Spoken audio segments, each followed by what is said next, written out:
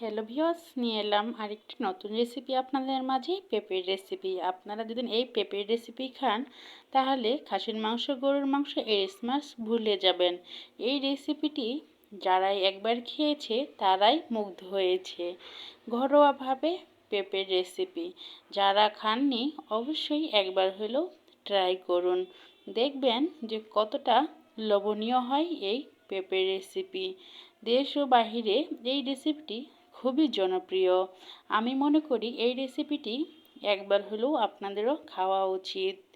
Welcome back, রমণী রান্নাঘর ব্লগে আপনাদের সকলকে স্বাগতম। আমি আজকে নিয়ে এসেছি পেঁপে দিয়ে ডালের রেসিপি। খুব সহজভাবে ঘরোয়া মশলা দিয়েই এতটা সুন্দর মজাদার রেসিপি যদি বাসাতেই করে খেতে পারি তাহলে আর কি লাগে। আর এই রেসিপিটি যদি হয় তাহলে কিন্তু আপনারা রেস্টুরেন্টে যাওয়ারও কোনো প্রয়োজন নেই।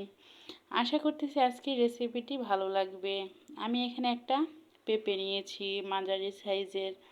পেঁপেটা আমি আগে ভালো করে ছুলে নিব, যেন কোনো রকমেরই কোনো প্রকারই সবুজ খোসাটা না থাকে, সেই দিকটা অবশ্যই খেয়াল রাখতে হবে। খোসা থাকলে কিন্তু তিতো ভাবটা একদমই যাবে না, তাই অবশ্যই খোসাটা ভালো করে ছাড়িয়ে নিতে হবে।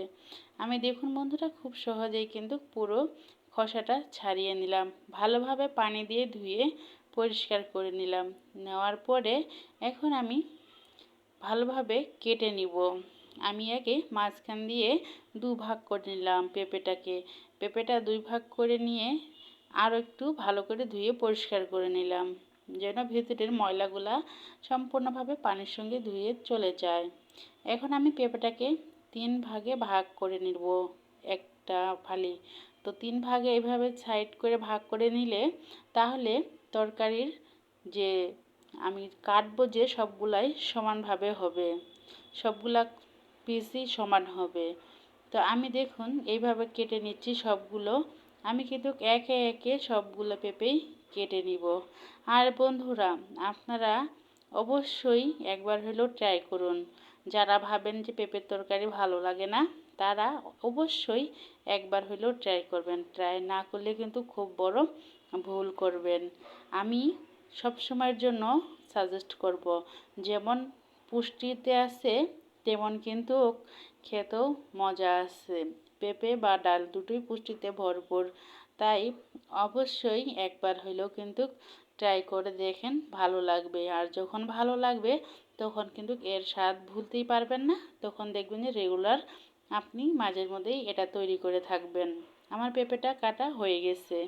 আমি এখানে মরিচ, পেঁয়াজ, রসুন সম্পূর্ণটা ধুয়ে পরিষ্কার করে ছিলে রেখে দিয়েছি। আমি কিছু রসুনের কোয়া নিলাম একটু ছোট ছোট করে কেটে দেওয়ার জন্য। রসুনের কোয়াগুলো একটু ভালোভাবে ঠেসে নিলাম, যে দুই একটা যদি খোসা থাকে সেগুলো বের হয়ে আসবে। নেওয়ার পরে এখন আমি ছোট ছোট কিউব করে কেটে নিচ্ছি। দেশ ও দেশের বাইরে যে বন্ধুরা আমার ভিডিওটি দেখা শুরু করেছেন অবশ্যই পুরো ভিডিওটি দেখবেন, কোথাও কোনো স্কিপ করবেন না, তাহলে বুঝতে পারবেন না যে আমি আজকের রেসিপিটি কিভাবে তৈরি করলাম। আর আমার ভিডিওটি যারা সবসময় দেখেন, সবসময় সাপোর্ট করেন, আপনাদের জানাই অসংখ্য ধন্যবাদ। আশা করি আগামী দিনগুলো আমার পাশে থাকবেন। নতুন বন্ধুদের জানাই সদর আমন্ত্রণ। আমার চ্যানেলটি ঘুরে আসার অনুরোধ রইল আমার নতুন বন্ধুদের। আশা করতেছি কোনো ভিডিওতে তোমরাও উপকৃত হবে। আর আমার পুরনো বন্ধুদের জানাই অনেক অনেক ধন্যবাদ সবসময় আমার পাশে থাকার জন্য। নতুন পুরাতন সবাইকে মিলেই আমাদের এগিয়ে যেতে হবে আগামী দিনগুলো। অনেক বন্ধু আসবে যাবে, এভাবেই দিন পার হয়ে যায়। কিন্তু আমরা ইউটিউব প্ল্যাটফর্মে এসে অনেক কিছু শিখেছি, অনেক কিছু বুঝেছি, যেগুলা আমি মনে করি ইউটিউবে না আসলে হয়তোবা জানতাম না। তো যাই হোক, কথার মধ্যে কথা বললে কিন্তু অনেক কথাই বলা হয়, যেগুলা বলতে ধরলে আর থামার ইচ্ছা করে না, তাই বেশি কথা আর বলবো না। আমি রান্নার প্রসেস অনুযায়ী কথা বলবো। আমি মরিচগুলো সবগুলো দুভাগ করে কেটে নিচ্ছি। কাঁচামরিচটা অবশ্যই দিবেন, তাহলে কিন্তু তরকারির ফ্লেভারটা খুব সুন্দর আসবে। আমি কিন্তু সবসময় কাঁচামরিচ ব্যবহার করবই, আর এই কাঁচামরিচ ব্যবহারের ফলে খুব সুন্দর একটা ফ্লেভার আসে, তরকারির স্বাদও সুন্দর হয়। তো আমি এখানে সম্পূর্ণ রেডি করে নিয়ে চলে এলাম চুলাতে। তো আমি এখানে মেরিক চুলাটা অন করে দিলাম। দেওয়ার পরে একটা প্যান বসিয়ে দিয়েছি। গরম হওয়ার সঙ্গে সঙ্গে আমি দিয়ে দিয়েছি তেল। তেলটা গরম হওয়া পর্যন্ত অপেক্ষা করতে হবে। আমি গরম হওয়া পর্যন্ত অপেক্ষা করার পর এখন দিয়ে দিলাম এখানে পেঁয়াজ কুচি। পেঁয়াজ কুচি আমি বেশি দেইনি, আমি এখানে দুটো বড় সাইজের পেঁয়াজ নিয়েছি। এটা দেশি পেঁয়াজ, তো দেশি পেঁয়াজ মানে বড় সাইজের পেঁয়াজ কেমন হবে সেটা হয়তো বুঝে গেছেন। তো এখানে আমি রসুন বাটা দিয়ে দিলাম, 1 চামচ রসুন বাটা, 1 চামচ জিরে বাটা দিয়ে আমি ভালোভাবে ভেজে নিচ্ছি যেন কোনো রকমের কাঁচা গন্ধ না থাকে। যখন ভাজা হয়ে গেল তখন আমি দিয়ে দিলাম পরিমাণ মতো লবণ। লবণটা আগে কম দেবেন, পরবর্তীতে লাগলে দেওয়া যাবে। তো লবণটা দেওয়ার পরে আমি এখন দিয়ে দিব হলুদের গুঁড়ো 1/2 চামচ। হলুদের রং অনুযায়ী দিবেন, তাহলে নাহলে তিতা লাগবে, ভালো লাগবে না, মানে গন্ধ করবে। মরিচের গুঁড়ো দিলাম 1/2 চামচ, যেহেতু আমার রং বেশি, ঝালও বেশি, তাই 1/2 চামচ দিলাম। মানে আমার মরিচের গুঁড়োর আর হলুদের গুঁড়োর রং বেশি, বুঝতে পেরেছেন? তো আমি ভালোভাবে ভেজে নিয়ে এখন আমি পানি দিয়ে কষিয়ে নেব। কিছুক্ষণ কষিয়ে নিলাম, দেখুন খুব সুন্দরভাবে কষানো হয়ে গেছে, মশলাটার কালারটাও খুব সুন্দরভাবে চলে আসছে। এদিকে আমি ডালগুলো ভালোভাবে পরিষ্কার করে ধুয়ে রেখে দিয়েছিলাম। এখন আমি ডালগুলো দিয়ে দিলাম। ডালগুলা সম্পূর্ণটাই দেওয়ার পরে আমি এখন ভালোভাবে নেড়ে চেড়ে মিশিয়ে নেব। কিছুক্ষণ নেড়ে চেড়ে মিশিয়ে ভেজে নেওয়ার পরে আমি এখানে ঢাকিয়ে দেব। ঢাকিয়ে আমি 2 মিনিটের মতো রান্না করে নেব। বেশিক্ষণ রান্না করা যাবে না, 2 মিনিটের মতো রান্না করে নিতে হবে, নাহলে নিচে লেগে যাবে। তো 2 মিনিটের মতো রান্না করার পরই চলে এলাম। দেখুন বন্ধুরা, তাই আমারটা নিচে প্রায় লেগে যেতে ধরছে। আমি এখন নেড়ে চেড়ে ভালোভাবে নিচ্ছি। তো দেখুন আমার কিন্তু প্রায় কষানো হয়ে গেছে, দেখি বুঝতে পেরেছেন।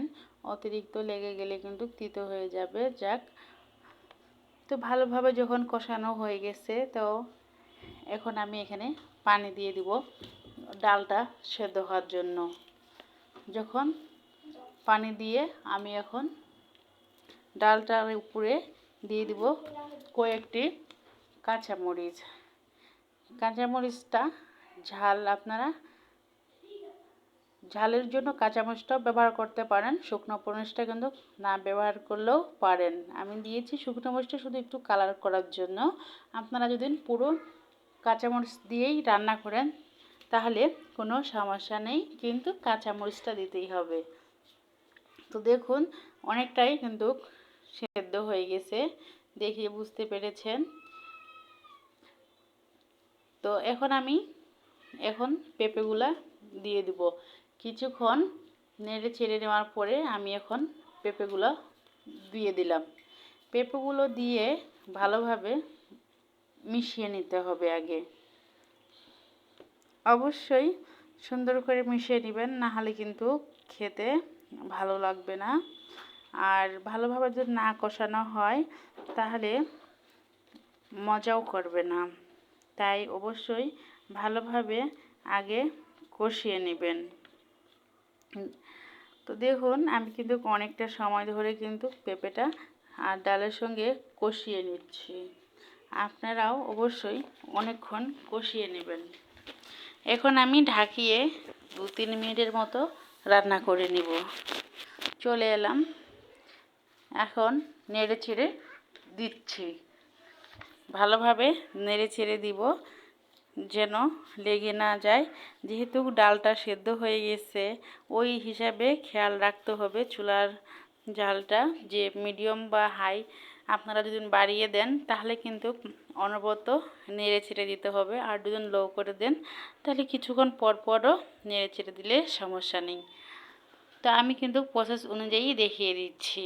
ভিডিওটি দেখতে দেখতে যারা এই পর্যন্ত চলে এসেছেন এখনও লাইক কমেন্ট করেননি, অবশ্যই একটি লাইক কমেন্ট করে জানাবেন আজকের এই রেসিপিটি কেমন হয়েছে। তো যখন কষানো হয়ে গেল পুরোপুরি, আমি পানি দিয়ে দিলাম। পানি দিয়ে কিছুক্ষণ এখন রান্না করব। যেহেতু পেঁপেটা আমি কোনো রকমের পানি দিয়ে সেদ্ধ করিনি, তাই পরিমাণ মতো পানি দিয়ে দিলাম। এখন একবারে একদম সেদ্ধ হয়ে যাওয়া পর্যন্ত রান্না করতে থাকবো। আমি একটু নেড়ে চেড়ে দেখাচ্ছি, দেখুন আর অনেকটা কিন্তু সেদ্ধ হয়ে আসছে পেঁপেটা।